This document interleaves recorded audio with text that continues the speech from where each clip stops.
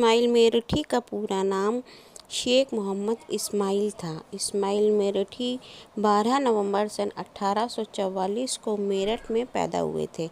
اسماعیل میرٹھی کا انتقال 1 نومبر سن 1917 کو ہوا تھا۔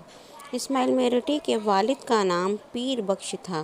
اسماعیل میرٹھی نے عربی فارسی کی ابتدائی تعلیم گھر پر حاصل کرنے کے بعد روڑکی انجینئرنگ کالج سے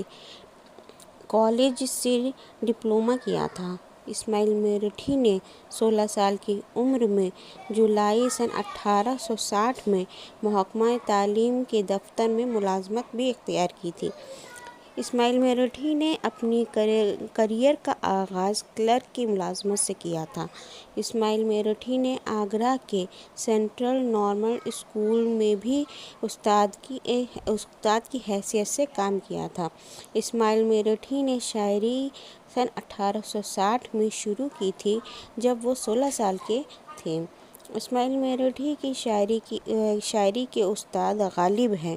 اسماعیل میرٹھی کو خصوصی طور پر بچوں کا شاعر کہا جاتا ہے، یعنی بچوں کے شاعر کا لقب اسماعیل میرٹھی کو ہی ملا ہے۔ اسماعیل میرٹھی نے اسکولی بچوں کے لیے درسی کتابیں بھی لکھی تھیں۔ انگریزی نظموں کا اردو میں ترجمہ سب سے پہلے اسماعیل میرٹھی نے کیا تھا، یعنی انگریزی کی بہت سی نظموں کا اردو میں ترجمہ اسماعیل میرٹھی نے کیا ہے۔ سر سید کی طرح اسماعیل میرٹھی کو بھی سب سے زیادہ دلچسپی تعلیم میں ہی تھی۔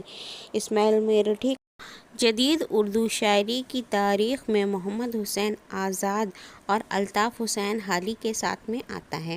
اسماعیل میرٹھی نے 88 غزلیں اور 19 قصائد لکھے ہیں۔